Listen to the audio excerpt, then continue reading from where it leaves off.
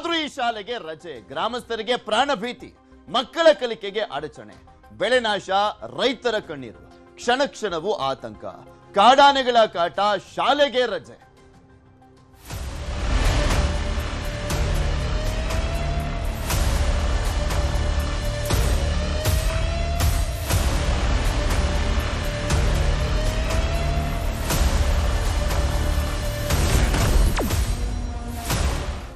ನಾವು ಮಲೆನಾಡು ಭಾಗದಲ್ಲಿ, ಕರಾವಳಿ ಭಾಗದಲ್ಲಿ ಯಾವಾಗ ಶಾಲೆಗಳಿಗೆ ರಜೆ ಕೊಡ್ತಾರೆ ಅಂದ್ರೆ ಅಲ್ಲಿ ಚೆನ್ನಾಗಿ ಮಳೆ ಬರ್ತಾ ಇದ್ದಂತ ಸಂದರ್ಭದಲ್ಲಿ ಶಾಲೆಗೆ ಹೋಗಕ್ಕಾಗಲ್ವಲ್ಲ, ಅವಾಗ ರಜೆ ಕೊಡ್ತಾ ಇದ್ದಂಥದ್ದನ್ನ ನೋಡ್ತಾ ಇದ್ವಿ. ಅಥವಾ ಗುಡ್ಡ ಕುಸಿತ, ಈ ರೀತಿಯಾಗಿ ಅಲ್ಲಿ ಸಂಪರ್ಕನೇ ಸಾಧ್ಯ ಆಗದ ಇರುವಂತ ಸಂದರ್ಭದಲ್ಲಿ ಶಾಲೆಗಳಿಗೆ ರಜೆ ಕೊಡ್ತಾ ಇದ್ರು.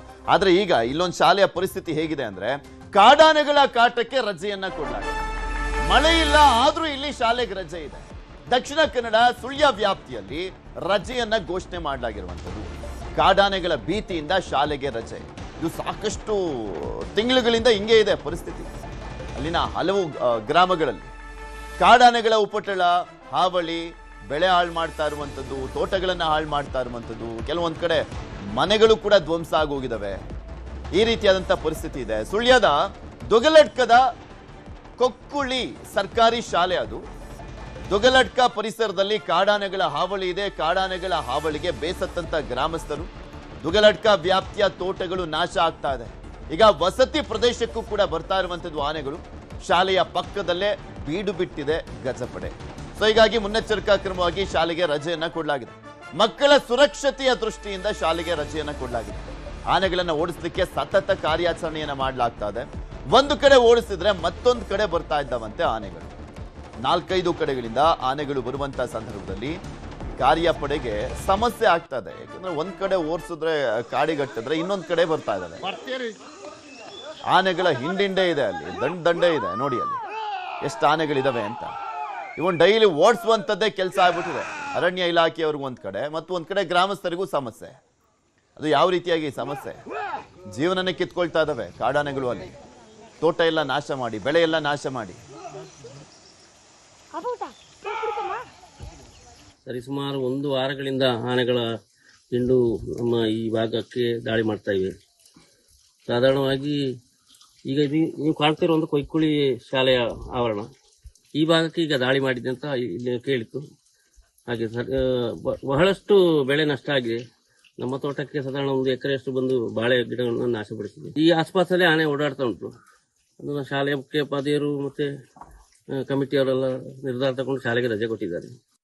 ಕಾಡಾನೆಗಳು ಇಲ್ಲಿ ಶಾಲೆಗೆ ಸುತ್ತಮುತ್ತಲು ಬಂದು ಬಹಳ ದಾಳಿ ಮಾಡಿದವಂತೆ ಮುಖ್ಯೋಪಾಧ್ಯಾಯರು ನಮಗೆ ತಿಳಿಸಿದ್ರು. ಪೂರ್ವ ಸಿದ್ಧತೆ ಕ್ರಮವಾಗಿ ಅವ್ರು ಏನ್ ಮಾಡಿದಾರೆ ಅಂತಂದ್ರೆ STMC ಅವರು ಅನುಮತಿ ಪಡೆದು ಮಕ್ಕಳಿಗೆ ರಜೆ ಕೊಟ್ಟಿದ್ದಾರೆ. ಅಂದ್ರೆ ಮಕ್ಕಳ ಹಿತದೃಷ್ಟಿಯಿಂದ. ನಂತರದಲ್ಲಿ ನಮಗೆ ಇಲಾಖೆ ಪರ್ಮಿಷನ್ ಕೊಟ್ವಿ. ಈಗ ಅವರು ಈ ವಿಷಯ ತಿಳಿಸಿದ ಮೇಲೆ ನಾವು ಕೂಡಲೇ ಇಲ್ಲಿ ಬರ್ಬೇಕಾಯ್ತು. ಈಗಾಗಲೇ ಮಾಹಿತಿ ತೆಗೆದುಕೊಂಡಿದ್ದೇನೆ ನಾನು.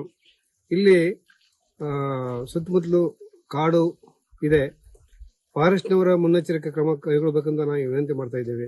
ಯಾಕಂದ್ರೆ ಇಲ್ಲಿ ಅರಣ್ಯ ಇಲಾಖೆಯವರು ಗಮನ ಹರಿಸದೇ ಇದ್ರೆ ನಮ್ಮ ಮಕ್ಕಳಿಗೆ ತೊಂದರೆ ಆಗ್ಬೋದು. ಹಾಗಾಗಿ ಅವರು ಸತತ 1-2 ಗಾರ್ಡ್, ಫಾರೆಸ್ಟ್ ಗಾರ್ಡ್ ಅನ್ನು ಇಟ್ರೆ ಅವರು ಈ ಬಗ್ಗೆ ಗಮನ ಹರಿಸ್ತಾರೆ.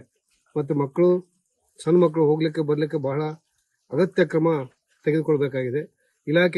ಅರಣ್ಯ ಇಲಾಖೆಗೆ ನಾವು ಈ ಬಗ್ಗೆ ಇವತ್ತೇ ಅವರಿಗೆ ಗಮನಕ್ಕೆ ತಂದು ಮಕ್ಕಳ ಒಂದು ಕಡೆಯಿಂದ ಇಲ್ಲಿ ಓಡಿಸ್ತಕ್ಕಂತ ಸಂದರ್ಭದಲ್ಲಿ ಇನ್ನೊಂದು ಕಡೆಗೆ ಕರೆಯುವಾಗ ಅವರು ಅನಿವಾರ್ಯವಾಗಿ ಹೋಗ್ತಾ ಇರ್ತಾರೆ. ಆದ್ರೆ ಒಂದು ಕಡೆಯಿಂದ ಇನ್ನೊಂದು ಕಡೆಗೆ ಓಡಿಸುವುದೇ ನನಗೆ ಸೂಕ್ತ ಅಂತ ಅನಿಸುವುದಿಲ್ಲ. ಯಾಕೆಂತ ಹೇಳಿದ್ರೆ ಇದನ್ನು ಸರಿಯಾಗಿ ಆನೆಗಳು ಇರುವಂತಹ ಆನೆಗಳ ವಾಸಿಸುವ ಸ್ಥಳಕ್ಕೆ ಅದನ್ನು ಕಳಿಸಿದು ಕೊಡುವುದು ಉತ್ತಮ. ಯಾಕೆಂತ ಹೇಳಿದ್ರೆ ಇನ್ನೊಂದು ಕಡೆ ಬಿಟ್ಟಾಗ ಆ ಆನೆಗಳು ವಾಪಸ್ ನಮ್ಮಲ್ಲಿಗೆ ಬರ್ತದೆ. ಒಂದು ಕಡೆಯಿಂದ ಬಿಟ್ಟು ಇನ್ನೊಂದು ಕಡೆಗೆ ಹೋಗ್ತದೆ. ಇದು ನಮ್ಮ ಸುಳ್ಯದ ನಗರ ವ್ಯಾಪ್ತಿಯಲ್ಲಿದೆ. ಇದು ಕೊಯ್ಕುಡಿ ಶಾಲೆ. ಇಲ್ಲಿ ಮಕ್ಕಳೊಂದು 70 ಮಕ್ಕಳಿದ್ದಾರೆ. ಈ ದುಗ್ಗಲಡ್ಕದಿಂದ ಇಲ್ಲಿ ನಡ್ಕೊಂಡು ಬರುವಂತಹ ಸಂದರ್ಭದಲ್ಲಿ ನಮ್ಮ ಹಿಂದುಗಡೆ ನೋಡಿದ್ರೆ ಅದು ಅರಣ್ಯ. ಆ ಸೈಡಿನಿಂದ ಎಲ್ಲಾ ಆನೆಗಳು ಇಲ್ಲಿ ಬಂದು ಸೇರ್ತದೆ. ಮಕ್ಕಳ ಒಂದು ಜೀವ ರಕ್ಷಣೆಗೆ ಇದು ವಿಚಾರಕ್ಕೆ ಸಂಬಂಧಪಟ್ಟಂತೆ ಮಾತಾಡಲಿಕ್ಕೆ ನಮ್ಮ ಜೊತೆ ಅಲ್ಲಿನ ಸ್ಥಳೀಯರಾಗಿರುವಂತಹ ಸುನಿಲ್ ಬೋರ್ಕರ್ ಅವರು ದೂರವಾಣಿ ಸಂಪರ್ಕದಲ್ಲಿದ್ದಾರೆ. ನಮಸ್ಕಾರ ಸುನಿಲ್ ಅವರೇ. ನಮಸ್ಕಾರ. ಮಾತಾಡ್ತಾ ಇದ್ದೀನಿ. ಇದು ಬರೀ ಒಂದು ವಾರದಿಂದ ಇರುವಂತ ಸಮಸ್ಯೆನ ಹಲವು ತಿಂಗಳುಗಳಿಂದ ಇದೇ ರೀತಿಯಾಗಿದೆಯಾ ಪರಿಸ್ಥಿತಿ? ಆಗಾಗ ಬಂದು ಹೋಗ್ತಾನೆ ಇರ್ತಾವ ಹೇಗೆ? No no no no no ದಕ್ಷಿಣ ಕನ್ನಡದಲ್ಲಿ ಆನೆಗಳ ಹಾವಳಿ ಕಳೆದ 30 ವರ್ಷಗಳಿಂದ ಇದೆ ಸೀಮಿತ ಏರಿಯಾದಲ್ಲಿ. ಬಟ್ ಕಳೆದ 2 ವರ್ಷಗಳಿಂದ ಅದರ ಹಾವಳಿ ಸುಮಾರು 70 ಗ್ರಾಮಗಳಿಗೆ ವಿಸ್ತಾರವಾಗಿದೆ. ಪ್ರಸ್ತುತ ಈಗ ಈ ನ್ಯೂಸ್ ಸಂಬಂಧಪಟ್ಟದ್ದು ದಕ್ಷಿಣ ಕನ್ನಡ ಜಿಲ್ಲೆಯ ಸುಳ್ಯ ತಾಲೂಕಿನ ಭಾಗದ್ದು. ಹೌದು.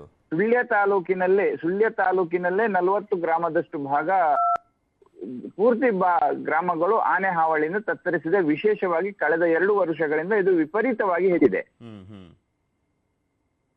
ಸರಿ ಸುಮಾರು 60ರಷ್ಟು ಆನೆಗಳು ಸುಳ್ಯ ತಾಲೂಕಿನ ಗಡಿ ಭಾಗಗಳಲ್ಲಿದೆ. ಅಂದ್ರೆ ಕೇರಳ, ಕೊಡಗು, ಸಕಲೇಶ್ಪುರ ಭಾಗಗಳು ಸುಳ್ಯಕ್ಕೆ ಗಡಿಯಾಗಿ ಬರುತ್ತೆ. ಈ 2 ಜಿಲ್ಲೆಗಳ ಮಧ್ಯೆ ಸುಮಾರು 60 ಆನೆಗಳಿವೆ. ಅದರ ಸಂಖ್ಯೆ ಕಳೆದ 5-10 ವರ್ಷಗಳಿಂದ ವಿಪರೀತವಾಗಿ ಏರಿರುವಂತದ್ದು ತುಂಬಾ ಗಮನಿಸಬೇಕಾದ ವಿಚಾರ. ಅಲ್ಲ, ಈಗ ಇದಕ್ಕೆ ಪರಿಹಾರ ಅಂದ್ರೆ ಏನು ಸುನಿಲ್ ಅವರೇ? ಕಾಡಾನೆಗಳು ರಕ್ಷಿತ. ಓಕೆ, ಮಾತನಾಡ್ತೀನಿ ನಮ್ಮ ಜೊತೆ ಸುಳ್ಯದ ಶಾಸಕರಾಗಿರುವಂತ ಭಾಗೀರಥಿ ಮೊಳ್ಯ ಅವರು ದೂರವಾಣಿ ಸಂಪರ್ಕದಲ್ಲಿದ್ದಾರೆ. ನಮಸ್ಕಾರ ಮೇಡಮ್. ನಮಸ್ಕಾರ. ಅಲ್ಲಿ ಕೆಲವೊಂದು ಭಾಗಗಳಲ್ಲಿ ಇರುವಂತ ಆನೆ ಹಾವಳಿ ಬಗ್ಗೆ ನೋಡ್ತಾ ಇದ್ವಿ. ದುಗಲಟ್ಕದಲ್ಲಿ ಇರುವಂತ ಆನೆ ಹಾವಳಿ, ಅಲ್ಲಿ ಶಾಲೆಗಳಿಗೂ ಕೂಡ ರಜೆಯನ್ನ ಘೋಷಣೆ ಮಾಡಲಾಗಿರುವಂಥದ್ದು. ಈ ಹಿಂದೆನೂ ಕೂಡ ಒಂದು ವಿಚಾರಕ್ಕೆ ಸಂಬಂಧಪಟ್ಟಂತೆ ಆನೆ ದಾಳಿ ವಿಚಾರದಲ್ಲೇ ಮಾತನಾಡಿಸಿದ್ವಿ. ಇದಕ್ಕೆ ಪರಿಹಾರ ಅನ್ನುವಂಥದ್ದೇ ಇಲ್ವಾ ಅಂತ? ಈಗಾಗಲೇ ನಾವು ತುಂಬಾ ಸಲ ಪರಿಹಾರಕ್ಕೆ ನಾವು ಸಚಿವರಾಗಿರುವಂತ ಈಶ್ವರ್ ಖಂಡ್ರೆ ಅವರನ್ನು ಭೇಟಿ ಮಾಡಿ ಅವರಿಗೆ ಮನವಿಯನ್ನು ಸಲ್ಲಿಸಿದ್ದೇವೆ. ನಾವು ಒಂದು ತಂಡವಾಗಿ ಹೋಗಿ ಕೂಡ ಅದರ ಬಗ್ಗೆ ಮನವಿ ಮಾಡಿದ್ದೇವೆ. ಸೋಲಾರ್ ಬೇಲಿ ಅಳವಡಿಸಬೇಕು ಅಂತ ಹೇಳಿ. ಕೆಲವೊಂದು ಕಡೆ ಸೋಲಾರ್ ಬೇಲಿ ಅಳವಡಿಸಿದ್ರು ಕೂಡ ಅಲ್ಲಿ ಕರೆಂಟಿನ ಪ್ರಾಬ್ಲಮ್ ಇದ್ದ, ಚಾರ್ಜಿಂಗ್ ಇಲ್ಲದ ಟೈಮಲ್ಲಿ ಅದು ಬಂದೇ ಬರ್ತದೆ. ಮತ್ತೆ ಒಂದು ಕಡೆಯಿಂದ ಹೊಳೆ ಉಂಟು, ಹೊಳೆಯಿಂದ ಈಚೆ ಬಂದದಕ್ಕೆ ಈಗ ಮಳೆ ಬಂದಾಗ ಹೊಳೆಯಿಂದ ಆಚೆ ದಾಟ್ಲಿಕ್ಕೆ ಆಗೋದಿಲ್ಲ.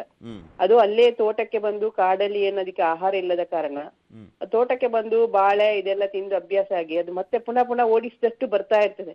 2-3 ಮೀಟಿಂಗ್ ಮಾಡಿ ಫಾರೆಸ್ಟ್ ಮತ್ತು DF ಅನ್ನು ಕರೆಸಿ ಮೀಟಿಂಗ್ ಮಾಡಿಸಿದ್ದೇವೆ. ಮತ್ತೆ ಅದಕ್ಕೆ ಪರಿಹಾರಕ್ಕೆ ಸೋಲಾರ್ ಬೇಲಿ ಅಥವಾ ಕಂದಕಗಳನ್ನು ನಿರ್ಮಾಣ ಮಾಡ್ಲಿಕ್ಕೆ ಈಗಾಗಲೇ ಕೆಲವೊಂದು ಕಡೆ ಕಂದಕಗಳನ್ನು ನಿರ್ಮಾಣ ಮಾಡಿದ್ದಾರೆ. ಅದು ಈಗಾಗಲೇ ನಾಳೆ ಅದನ್ನು DF ಮತ್ತು SF ಅನ್ನೆಲ್ಲ ಕರೆಸಿ ನಾಳೆ ಒಂದು ಮೀಟಿಂಗ್ ಮಾಡ್ತಿದ್ದೇವೆ. ಅದಕ್ಕೆ ಪೂರ್ಣ ಪರಿಹಾರ ನಾಳ್ದು ಸರ್ಕಾರ ಈಗಾಗಲೇ ನಮ್ ಕಡೆಯಿಂದ ಅವರು 50% ನಾವು ಕೊಡ್ತೇವೆ, ಸೋಲಾರ್ ಬೇಲಿ ಅಳವಡಿಸಿಕೊಳ್ಳಿ ಅಂತ ಹೇಳಿ ರೈತರಿಗೆ ಹೇಳ್ತಿದ್ದಾರೆ. ರೈತರು ಈಗಾಗಲೇ ಕಂಗಾಲಾಗಿದ್ದಾರೆ. ನಮ್ಮ ಕ್ಷೇತ್ರದಲ್ಲಿ ಅಡಿಕೆ ಬೆಳೆ ಹಳದಿ ರೋಗ ಬಂದು ಯಾರಿಗೂ ಅಷ್ಟು ಹಣ ಸಂಗ್ರಹ ಅದು ಪೂರೈಸಲಿಕ್ಕೆ ಸಾಧ್ಯ ಇಲ್ಲದ ಕಾರಣ ಸೋಲಾರ್ ಬೇಲಿ ಅಳವಡಿಸ್ಲಿಕ್ಕೆ ಪ್ರೈವೇಟ್ ಆಗಿ ಮಾಡ್ಲಿಕ್ಕೆ ಅವರಿಗೆ ಪೂರ್ತಿ ಒಂದು ಟೈಮಲ್ಲಿ ಮಾಡಿ ಒಮ್ಮೆ ಅನುದಾನ ಸರ್ಕಾರದಿಂದ ಬರೆಸಿ ಮತ್ತೆ ಅದನ್ನು ಮೇಂಟೆನೆನ್ಸ್ ಮಾಡುವ ಕೆಲಸವನ್ನು ರೈತರು ಮಾಡಿಕೊಳ್ತಾರೆ ಅಂತ ನಿನ್ನೆ ಮಾತಾಡಿದ್ದೇನೆ. ನಿನ್ನೆ ಫಾರೆಸ್ಟ್ ಅವರನ್ನೆಲ್ಲ ಕರೆಸಿ ಮಾತಾಡಿದ್ದೇನೆ. ನಾಳೆ ಅದರ ಬಗ್ಗೆ ಒಂದು ವಿಶೇಷ ಮೀಟಿಂಗ್ ಸಾರ್ವಜನಿಕರನ್ನು ಸೇರಿಸಿ ಮಾತನಾಡ್ಲಿಕ್ಕೆ ಕೂಡ ಮೀಟಿಂಗ್ ಅನ್ನು ಕರೆಸಿದ್ದೇನೆ. ನಾಳೆ KVGಗೆ ಮೆಡಿಕಲ್ ಕಾಲೇಜಲ್ಲಿ ಈ ಮೀಟಿಂಗ್ ಅನ್ನು ಕೂಡ ಇಟ್ಟುಕೊಂಡಿದ್ದೇವೆ. ಅಲ್ಲ, ಈಗ ನಿಮ್ ಭಾಗದವರೇ ಬೇರೆ ಉಸ್ತುವಾರಿ ಸಚಿವರಿರುವಂತ ಹಿನ್ನೆಲೆಯಲ್ಲಿ ಒಂದ್ ಸ್ವಲ್ಪ ಪ್ರೆಷರ್ ಹಾಕಕ್ಕೆ ಇನ್ನೊಂದ್ ಸ್ವಲ್ಪ ಶಕ್ತಿ ಬಂದಂತಾಯ್ತಾ ಅಂತ UT ಖಾದರ್ ಅವ್ರು ಬೇರೆ ಇದ್ದಾರೆ. ಹೌದು, ಅವ್ರ ಗಮನಕ್ಕಿದ್ದೇ ಇರುತ್ತೆ ಇದು. ಅವರಾದ್ರೂ ಅಟ್ಲೀಸ್ಟ್ ಸ್ವಲ್ಪ ಇಂಟ್ರೆಸ್ಟ್ ತಗೊಬೇಕಲ್ಲ ಅಂತ. ಹೌದು, ನಾನು ಈಗಾಗಲೇ ಅವರು ಹೆಚ್ಚಿನ ಏನು ನಿಮಗೆ ಸಿಬ್ಬಂದಿಗಳನ್ನು ಹಾಕಿ ಅದಕ್ಕೆ ಬೇರೆ ತಾಲೂಕಿನಲ್ಲಿ ಆನೆಗಳ ಹಾವಳಿ ಇಲ್ಲ, ಆದ ಕಾರಣ ಅಲ್ಲಿಯ ಸಿಬ್ಬಂದಿಗಳನ್ನು ಕೂಡ ಇಲ್ಲಿ ಹಾಕಿ ಅದನ್ನು ಓಡಿಸುವಂತ ಕೆಲಸ ಮಾಡ್ಬೇಕು. ಪೂಮಲೆ ಅಂತ ನಮ್ಮಲ್ಲಿಂದ ಕಾಡಿದೆ, ಅದರೊಳಗೆ ಓಡ್ಬೇಕಷ್ಟೇ. ಅದರೊಳಗೆ ಆಹಾರದ ಕೊರತೆ ಅದಕ್ಕೆ ಇದ್ದ ಕಾರಣ ಅದು ತೋಟಕ್ಕೆ ಮತ್ತೆ ಬರ್ತಾನೆ ಇದೆ ಅಂತೇಳಿ ನಾವು ಈಗಾಗಲೇ ಅದಕ್ಕೆ ತುಂಬಾ ಸಲ ಅಧಿಕಾರಿಗಳು ಹೇಳಿದ್ದೇನೆ, ಸರ್ಕಾರಕ್ಕೂ ಮನವಿ ಮಾಡಿದ್ದೇನೆ. ಮತ್ತೆ ಮಿನಿಸ್ಟರ್ ಮೊನ್ನೆ ನಮ್ಮ ಕುಕ್ಕೆಗೆ ಕೂಡ ಬಂದಿದ್ರು ಅವರು. ಆಗ ಇವರು ಈಶ್ವರ್ ಖಂಡ್ರೆ ಆದ್ರೂ ನಾವೆಲ್ಲ ನಿಯೋಗ ಹೋಗಿ ಕುಕ್ಕೆಯಲ್ಲಿ ಕೂಡ ನಿಯೋಗ ಹೋಗಿ ಮನವಿಯನ್ನು ಮಾಡಿಕೊಂಡಿದ್ದೇವೆ. ನಾಳೆ ಈಗ ಅಧಿವೇಶನ ಸ್ಟಾರ್ಟ್ ಆಗ್ತದೆ 13ರಿಂದ. ನಾನು ಅದನ್ನು ಅವರನ್ನು ನಿಯೋಗ ಇದಕ್ಕೆ ನಿಮ್ಗೆ ಗೊತ್ತಿರುವಂತದ್ದು ಅಂದ್ರೆ ನಿಮಗೆ ಗೊತ್ತಿರೋ ಪ್ರಕಾರ ಟೆಂಪರರಿ ಅಲರ್ಟ್ ಇದ್ರೆ ಆಗಲ್ಲ, ಪರ್ಮನೆಂಟ್ ಆಗಿ ಏನಾದ್ರೂ ಸೊಲ್ಯೂಷನ್ ಬೇಕೇ ಇದಕ್ಕೆ. ಪರ್ಮನೆಂಟ್ ಅಲರ್ಟ್ ಆಗ್ಬೇಕು ಬೇಕೆ. ಅದಕ್ಕೆ ಟೆಂಪರರಿ ಓಡಿಸಿದ ತಕ್ಷಣ ಒಮ್ಮೆ ಓಡ್ತದೆ, ಮತ್ತೆ ವಾಪಸ್ ಅದು ಈ ಕಡೆಗೆ ಬರ್ತಾ ಇರ್ತದೆ. ಈಗಾಗಲೇ ಯಾವ ಪ್ರಾಣಿಗಳು ಸುಮ್ಮನಿರಲ್ಲ, ಬರ್ತಾನೆ ಇರ್ತಾವ, ಪದೇ ಬರ್ತಾನೆ ಇರ್ತದೆ. ಈಗ ನನ್ನ ಕ್ಷೇತ್ರದಲ್ಲಿ ಕಡಬದಲ್ಲಿ ಒಂದು ಸೈಡ್ ಅಲ್ಲಿ ಆಗಿದೆ. ಈ ಸಲ ಇದು ನಮ್ ಮಂಡೆಕೋಲಲ್ಲಿ ಅವಾಗ ಬರ್ತಾನೆ ಇತ್ತು ನ್ಯೂಸ್ ಅಲ್ಲಿ, ಮಂಡೆಕೋಲ್ ಭಾಗಕ್ಕೆ ಬಂದಿದೆ ಅಂತೇಳಿ. ಆಗ ಅಲ್ಲಿ ನಾವು ಯೋಚನೆ ಮಾಡಿದ್ರೆ ಕಾಡಾದ ಕಾರಣ ಕಾಡಿಂದ ಒಮ್ಮೆ ಬಂದಿರ್ಬೋದು, ತಪ್ಪಿಸಿಕೊಂಡು ಬಂದದ್ದಾಗಿರ್ಬೋದು. ಈಗ ನೋಡುವಾಗ ಇದೆಲ್ಲ ಆನೆಗಳು ಪೇಟೆ ಬದಿಯಲ್ಲಿರುವ ತೋಟಗಳಿಗೇನೆ ಬರ್ತಾ ಇದೆ. ಇದಕ್ಕೆ ಶಾಶ್ವತ ಪರಿಹಾರನೇ ಆಗ್ಬೇಕಾಗಿದೆ ಈಗ. ಹೌದು. ಇನ್ನು ಅರಣ್ಯ ಸಚಿವರು ಯಾರು ಅಂತಾನೂ ಗೊತ್ತಿಲ್ಲ, ನೋಡೋಣ. ಅಧಿವೇಶನಕ್ಕೂ ಮುಂಚೆನೆ ಅನೌನ್ಸ್ ಮಾಡ್ತೀವಿ ಅಂತ ಗೊತ್ತಿಲ್ಲ, ಅದೇ ಹೇಳಿದ್ರೆ ನೋಡು. ಅವರಾದ್ರೂ ಬಂದಾದ್ಮೇಲೆ ಆದ್ರೂ ಒಂದ್ ನಾನೀಗ ಸ್ವಲ್ಪ ಅರಣ್ಯ ಪರಿಹಾರ ಸಿಗಬಹುದಾ ಅಂತ ಅಧಿವೇಶನದಲ್ಲೂ ಕೂಡ ಮಾತಾಡಿ ಇದಕ್ಕೊಂದು ಸೊಲ್ಯೂಷನ್ ಹುಡುಕುವಂತ ಭರವಸೆಯನ್ನ ಕೊಟ್ಟಿದ್ದಾರೆ. ಧನ್ಯವಾದ ಮೇಡಮ್, ನ್ಯೂಸ್ 18 ಜೊತೆ ಮಾತನಾಡಿದಕ್ಕೆ. ಮತ್ತಷ್ಟು